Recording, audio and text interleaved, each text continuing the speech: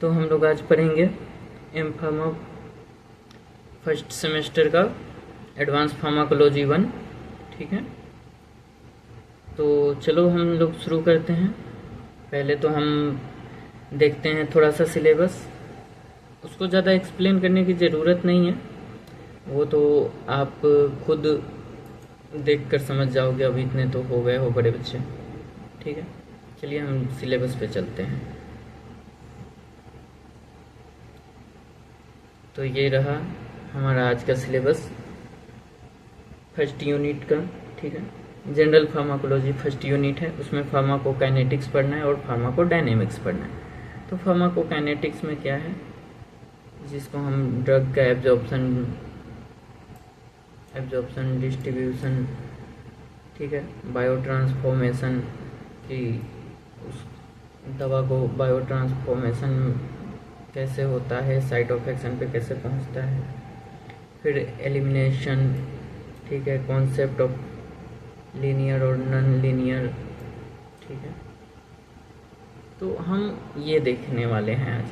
तो आज हम सिर्फ इस लेक्चर में फार्माकोकाइनेटिक्स को कवर करेंगे और नेक्स्ट लेक्चर में फार्माकोडायनेमिक्स को। फिर यूनिट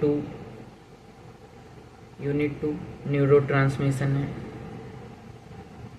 इसमें बहुत सारे हमारे रिसेप्टर्स रहेंगे, हार्मोन्स रहेंगे, जैसे डोपामाइन है, सेरोटोनिन है, गाबा रिसेप्टर है, तो एड्रेनालिन है, एसेटाइल कोलिन है। तो ये सारे हम पढ़ेंगे, धीरे धीरे पढ़ेंगे।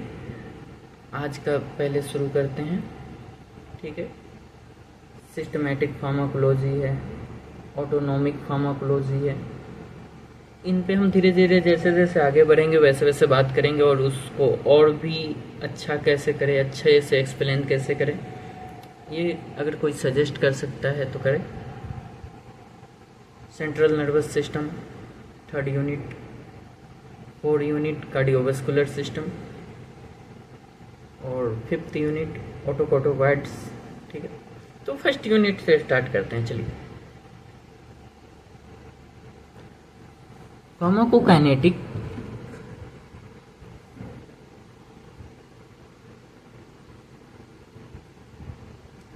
First unit pharmacokinetics. तो हम यहाँ पे देखते हैं फार्माकोकाइनेटिक्स होता क्या है। Pharmacokinetics is aspect of pharmacology dealing with how drug reach their site of action and removed from the body. The following process govern the rate of accumulation and removal of the drug from organ.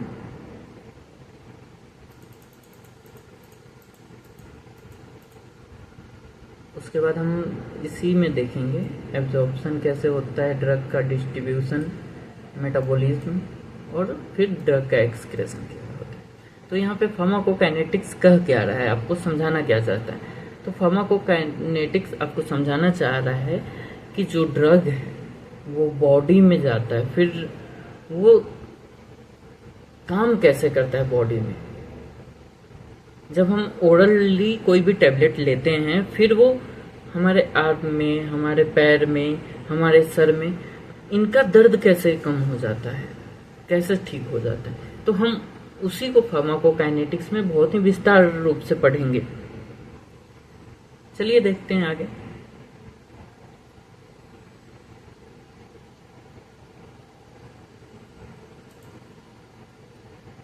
तो ये है pharmacokinetics में kinetics of drug after administration. तो ये रहा tablet. तो इसे हम टैबलेट को लेते हैं, जीआई ट्रैक से अंदर जाता है, फिर हमारा इंटेस्टाइन में एब्जॉर्ब हो रहा है ड्रग, फिर यहाँ से ये लीवर के पास आता है, लीवर में मेटाबोलाइज होता है, मेटाबोलाइज होकर ये ब्लड में मिलता है। ठीक है, ब्लड में जब हमारा ड्रग मिलता है तो यहाँ पे एक बात आप थोड़ा सा गौर कीजिएगा। जैसे हम टैबलेट लेते हैं तो वो पूरा टैबलेट एब्जॉर्ब तो होता है, लेकिन पूरा टैबलेट में मेटाबोलाइज नहीं होता है। टैबलेट में जो एक्टिव फार्मास्यूटिकल होते हैं, जो मेन ड्रग होते हैं, एक्सिपिएंट हमारा यहीं पे रह जाता है, इंटरेस्टाइन में ही रह जाता है। मेटाबोलाइज सिर्फ और सिर्फ एक्टिव फार्मास्यूटिक्स होता है, जो हमारा एक्टिव ड्रग है वही होता है। जैसे हम पैरासीटामोल का एग्जांपल ले, पैरासीटामोल अगर हम लेते हैं तो उसका जो एक्सिपिएंट है, जो टैबलेट बनाने के लिए पैरासीटामोल को उसमें पंच करने के लिए हम यूज करते हैं, वो सब तो एब्जॉर्प्शन में ही छट जाएगा और सिर्फ मेटाबोलाइज होगा हमारा पैरासीटामोल। ठीक है, तो पैरासीटामोल जाएगा ब्लड में और ब्लड फिर डिस्ट्रीब्यूट करेगी। ब्लड सिस्टमेटिक सर्कुलेशन है जो पूरे बॉडी में पहुंचाएगी। जैसे यहाँ पे आप आर्म देख रहे हो, आर्म में एरो, फिर इस आर्म में एरो है, फिर हेड की तरफ है, तो ये डिस्ट्रीब्यूट हो रहा है ड्रग। फिर जैसे यहाँ पे अगर हमें चोट लगा है या मान लो हमें सर में दर्द है, तो फिर यहाँ पे साइट ऑफ एक्शन हुआ, तो यही ब्लड के थ्रू हमारा एक्टिव फार्मास्यूटिकल जाएगा और यहाँ पे वो रिसेप्टर से बाइंड होकर फिर पेन को कम करने का काम करेगा। ठीक, अगर हम डायरेक्ट सिस्टमेटिक सर्कुलेशन में इंट्रामस्कुलर या इंट्रावेनस जो इंजेक्शन हम एडमिनिस्टर करते हैं, तो फिर यहाँ पे हम देखेंगे कि इंट्रावेनस ड्रग का जो पीक पॉइंट है वो डायरेक्ट पीक पॉइंट से शुरू होता है, पीक से ही शुरू होकर वो डिक्रीज होता है।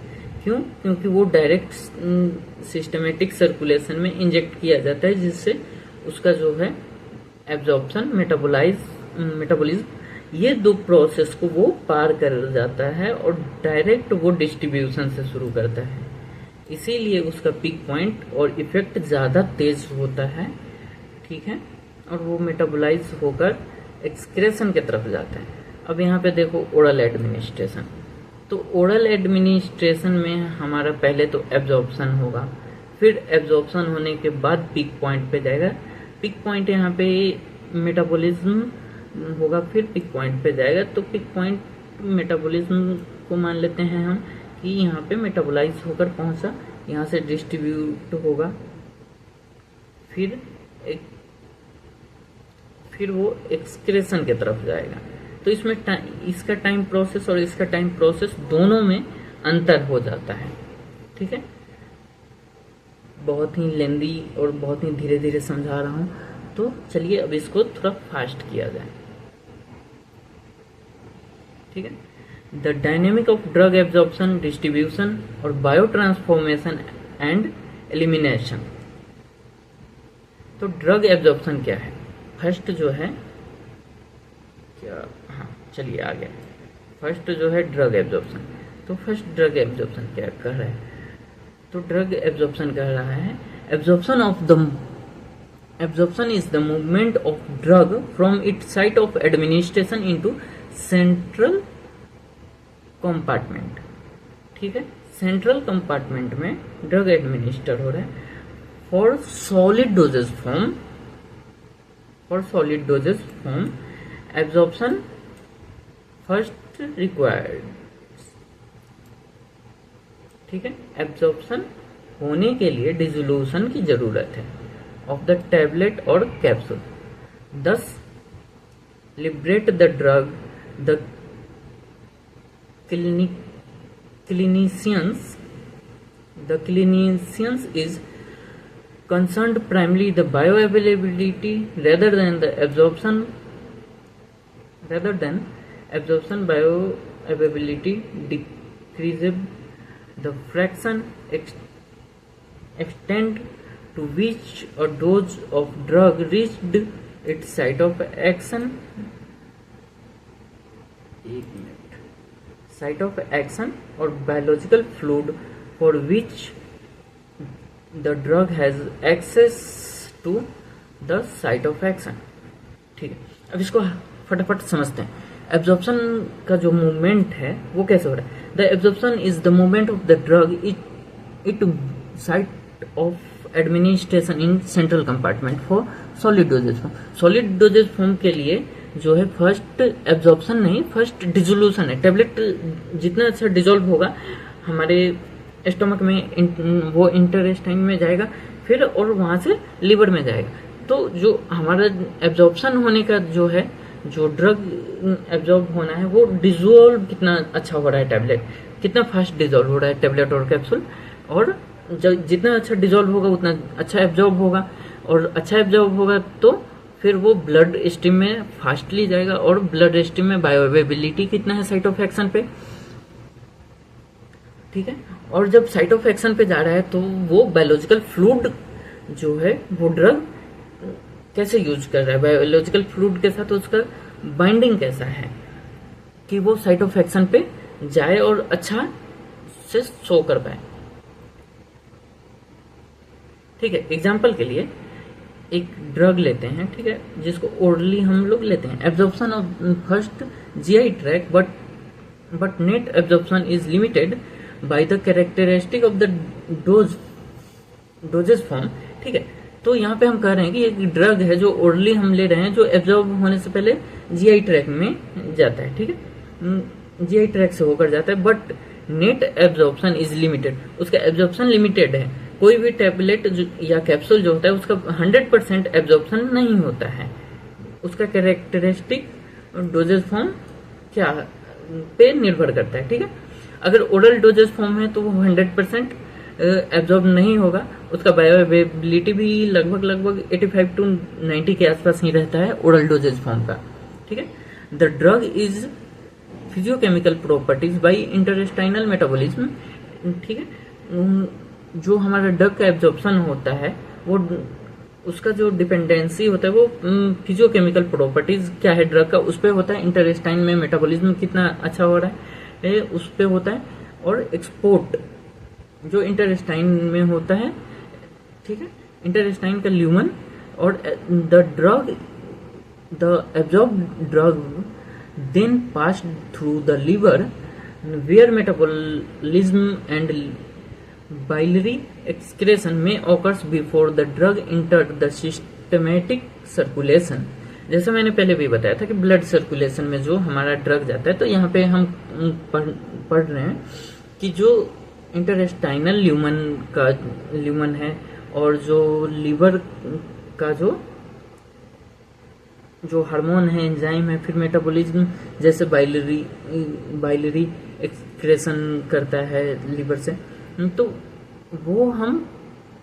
वो भी हमारे जो एब्जॉर्प्शन है, डिस्ट्रीब्यूशन है ड्रग के, उस पर भी असर डालते हैं ड्रग पे। और कभी कभी इनएक्टिव भी फॉर्म में कर देते हैं और डाइवर्ट इन देयर इंटेस्टाइनल और liver before the reach general circulation, ठीक है। तो ये जो हम एग्जाम्पल में देख रहे हैं कि मेटाबॉलिज्म में क्यों क्या आ रहा है, क्या है फिजियोकेमिकल प्रॉपर्टीज में क्या है, तो ये हम सिस्टमेटिक सर्कुलेशन में जाने से कैसे रोकता है, कैसे बायोअवेलेबिलिटी कम होता है, कैसे एब्जॉर्प्शन कम होता है, तो उसके बारे में हम पढ़ रहे थे एग्जाम्पल देखकर, ठीक है। अब हम देखते हैं ड्रग डिस्ट्रीब्यूशन कि ड्रग डिस्ट्रीब्यूट कैसे होता है। तो ड्रग डिस्ट्रीब्यूशन हम देखते हैं, फॉलोइंग एब्जॉर्प्शन और systematic administration into the blood stream, a drug distribute into intestinal और intracellular fluid depending on the particular physicochemical properties of the individual drug. तो बेसिकली हम जो ड्रग डिस्ट्रीब्यूशन है उसका जो ब्लड स्ट्रीम में जाने की कैपेसिटी है वो पर्टिकुलरली उसकी फिजियोकेमिकल प्रॉपर्टीज पे भी निर्भर करती है। इंडिविजुअल हर एक ड्रग का अलग अलग फिजियोकेमिकल प्रॉपर्टीज होता है, उससे भी हमें इंट्रासेलुलर फ्लूइड में और डायरेक्ट ब्लड स्ट्रीम में कैसे डिस्ट्रीब्यूट होगा, कितना डिस्ट्रीब्यूट होगा, उस सब पे अलग अलग तरह से अलग अलग ड्रग का अलग अलग प्रभाव पड़ता है, ठीक है। Cardiac output regional blood flow capillary permeability and tissue volume determine the rate of delivery and potential amount of the drug distribution into tissue Initially, liver, kidney, brain, and other well-perfused organ receive most of the drug delivery to muscles. Most viscera skin and fat is slower. तो जो हम cardiac output regional blood flow देखते हैं वो कैपिलरली permeability देखते हैं। तो कैपिलरली का वॉल का जो थिकनेस है वो परमेबिलिटी, उसमें हमें जो ड्रग सॉल्यूशन होगा वो हाइड्रोफोबिक है या हाइड्रोफोबिक नहीं, हाइड्रोफिलिक नेचर का है या लिपिड फिलिक नेचर का है।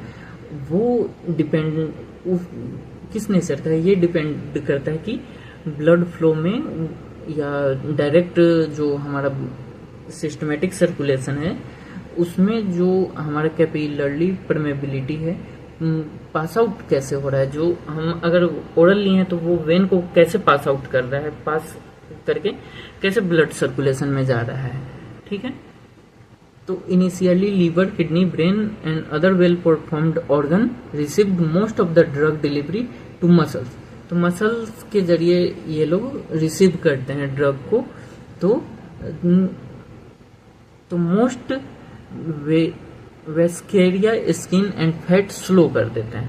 तो ड्रग का जो हम यहाँ पे पढ़े हैं फिजियोकेमिकल प्रॉपर्टीज और उसका जो नेचर है, तो वो उससे एब्जॉर्प्शन पे भी प्रभाव पड़ता है और कम एब्जॉर्प्शन होने के कारण कम डिस्ट्रीब्यूशन होगा। तो बस हम उसी को यहाँ पे देख रहे थे।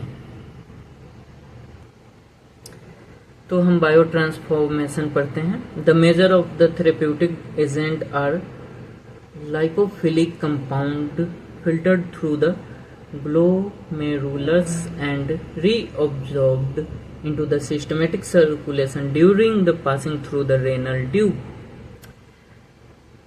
तो यहाँ पे हम क्या कह रहे हैं, क्या पढ़ रहे हैं, जो बायो ट्रांसफॉर्मेशन हो रहा है ड्रग का, उसमें देखिए सबसे ज्यादा ड्रग कौन सा है, लाइपोफिलिक इन नेचर है। ठीक है, जो फिल्टर हो रहा है ग्लोमेरुलस से, ठीक है, और रीएब्जॉर्ब्ड हो जा रहा है systematic circulation during the passing through the renal tube. जब रेनल ट्यूब से दवा एग्जिट होने लगता है, मेटाबॉलिज्म डिस्ट्रीब्यूट के बाद एक्सक्रेशन होने लगता है, तो कुछ कुछ दवा और कुछ दवा का पार्टिकल्स रेनल ट्यूब के थ्रू एक्सक्रीट होते रहता है, लेकिन बॉडी को तब पर भी दवा की जरूरत रहती है तो वो रीएब्जॉर्ब्ड कर लेता है बॉडी उसको। ठीक है, रेनल ट्यूब के से रीएब्जॉर्ब्ड कर लेता है। The metabolism of the drug and xenobiotics into more hydrophilic metabolism is essential for their elimination from the body। यहीं पे फिर से हम आ जाएंगे आपको फर्स्ट पाथवे और सेकंड पाथवे ऑफ मेटाबॉलिज्म में। तो हमारा जो ड्रग है वो लाइपोफिलिक इन कंपाउंड है और हमको जो हमारे बॉडी से जो ड्रग निकलना है उसको हाइड्रोफिलिक मेटाबॉलिट्स होना चाहिए। मतलब सीधा सीधा बात करते हैं ना, हाइड्रोफोबिक इन नेचर होना चाहिए। ठीक है, तो ये फर्स्ट पाथ और सेकंड पाथ में चेंज होता है ड्रग, फिर वो हाइड्रोफिलिक इन नेचर होता है, फिर एक्सक्रेट आउट होता है हमारे बॉडी से, as well as for transmission of the their biological और pharmacological activity.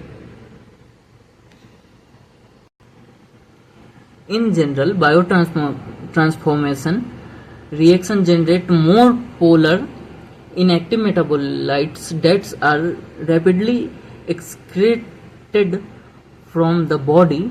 However, in some cases, metabolites with potent biological activity or toxic properties are generated. Many of the enzyme system that transform the drug to inactive metabolites also generate biological active metabolites of endogenous compound as in steroid biosynthesis मतलब general biotransformation reaction generate more polar, ठीक है, inactive metabolism that are rapidly extract the body, ठीक है, जो बहुत तेजी से body से निकल रहा है। इन कुछ केसों में हम metabolites without potent bio activity और टॉक्सिकल प्रॉपर्टीज को क्रिएट कर देता है, ठीक है, जो दवा एब्जॉर्ब नहीं हुआ, जो दवा का ज़रूरत नहीं है। जैसे हम कोई दवा कॉम्बिनेशन में खा लिए, मान लेते हैं पैरासीटामोल और निमोसुलाइड खा लिए, तो पेन, हमें फीवर नहीं है, तो फिर जो हमारा जो पैरासीटामोल है, ठीक है, पैरासीटामोल है, वो किसी काम का नहीं रह गया। देखिए जैसे मान लीजिए ये हम एक कॉम्बिनेशन में दवा खा लिए, ये हमारा हो गया पैरासीटामोल और ये हो गया हमारा निमोसुलाइड, ठीक है, तो हमें पेन है तो निमोसुलाइड तो एब्जॉर्ब हो गया, साइट ऑफ एक्शन पे जाकर एक्शन शो कर दी, लेकिन हमारा पैरासीटामोल बच गया, ठीक है, तो ये हमारा पैरासीटामोल जो बचा है ये लीवर पे कैसे असर करेगा, ये तो एक्टिव भी नहीं होगा, तो वही टॉक्सिक प्रॉपर्टीज ये जनरेट करेगा, लीवर को हार्म करेगा, ठीक। तो ये जो एक्सक्रेट आउट होता है main of the enzyme system that transform the drug inactive, तो जो हमारा एंजाइम सिस्टम है वो इसको इनएक्टिव ड्रग में ट्रांसफॉर्म कर देगा, ठीक है।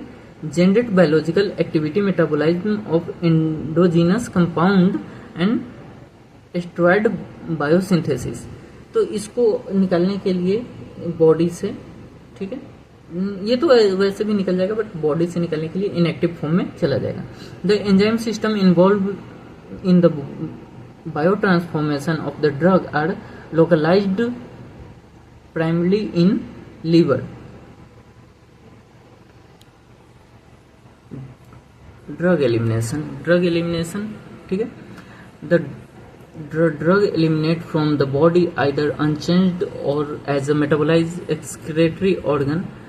The lungs exclude elimination polar compound more efficiently than the substance with higher lipid solubility.